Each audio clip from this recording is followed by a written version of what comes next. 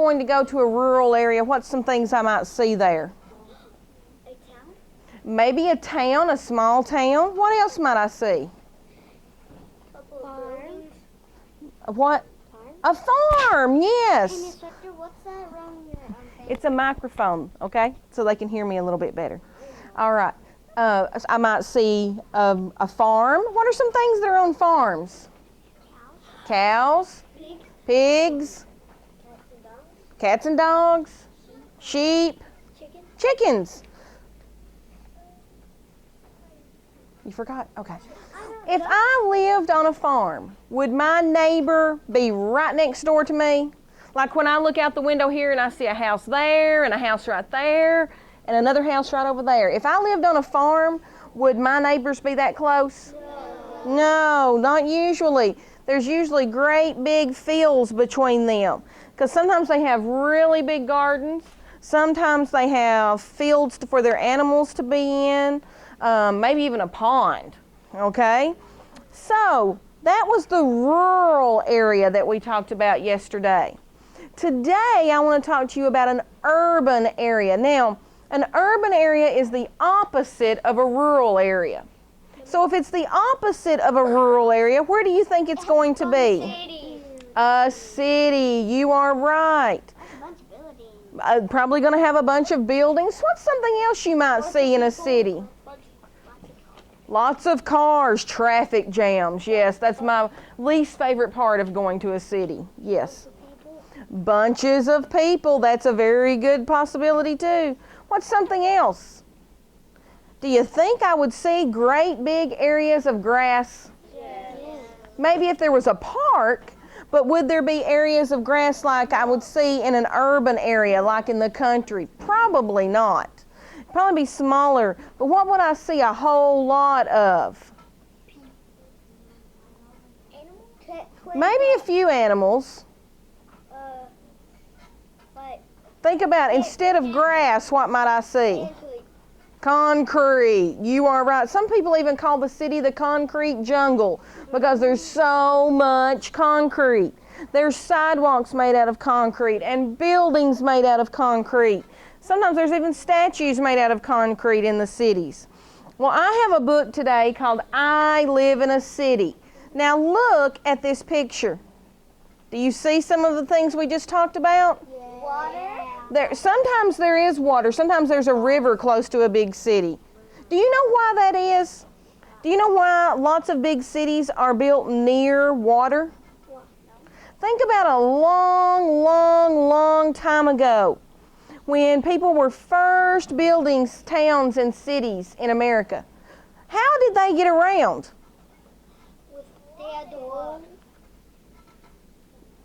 Boats, she said. She's right. There weren't a lot of interstates going from one big city to another.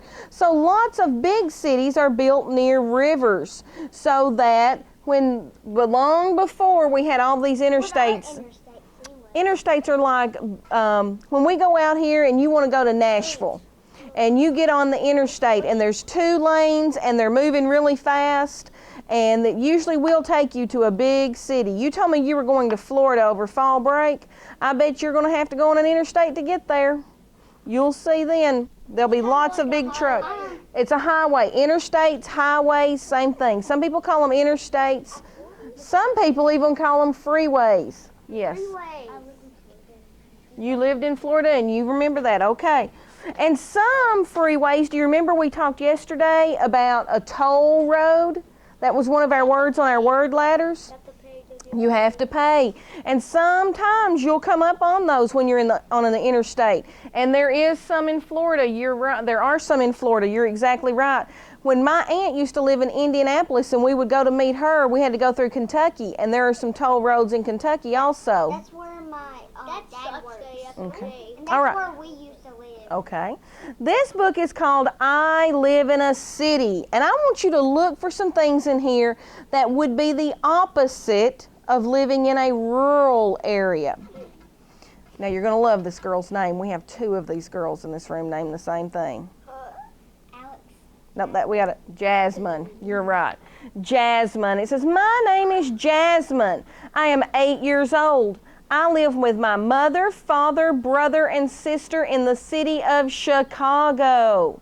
Cities are full of big buildings, rushing traffic, and lots of people.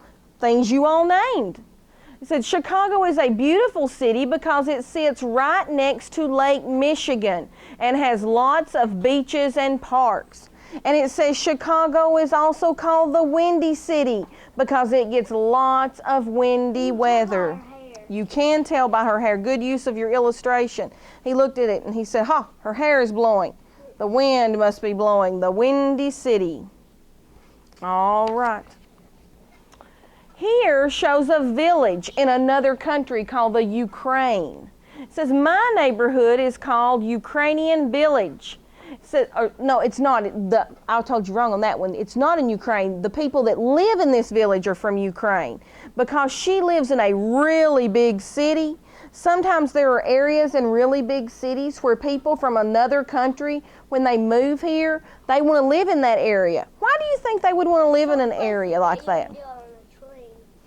Might want to live someplace where you could get on a train, but why would they want to live in an area where there's other people from their same country? So they can make friends. So they can make friends? What else? Think about if they were cooking. Does everybody everywhere eat the same kind of food? No. Some of you that moved here, maybe from Mexico, think about the way you cook. Do your parents have to maybe sometimes look hard to find some of the ingredients they need?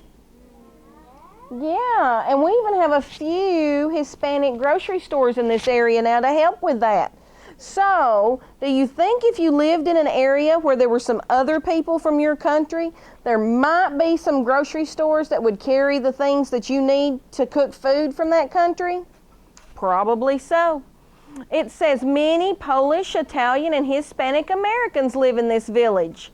It is a nice place to live because there are lots of bakeries, restaurants, and beautiful churches. It says Chicago has a lot of different and interesting neighborhoods. Listen at some of the names of these. Chinatown. Where do you think maybe the people that live in Chinatown moved here from? Maybe from China. What about this one? Greek Town. Let's see if you can think about that one. Somebody that would live in Greek Town might speak Greek. Does anybody know what country they might come from? You said it. One of you did. I think you said it.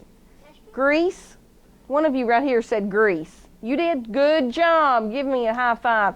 Greece. The people that live there probably came from Greece if they speak that language. Greece is a weird country. That's an odd name for a country, I know.